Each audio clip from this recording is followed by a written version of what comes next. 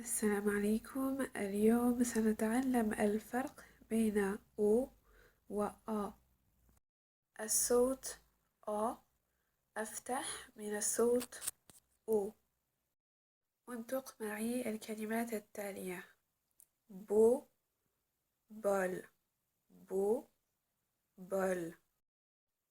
صو sol, صو sol.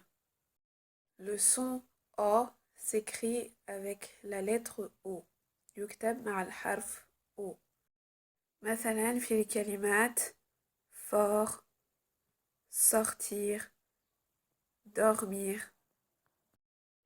الصوت A سهل، هو مثل الفتحة في اللغة العربية، والصوت A إنما يكتب مع الحرف A. مثلا بال،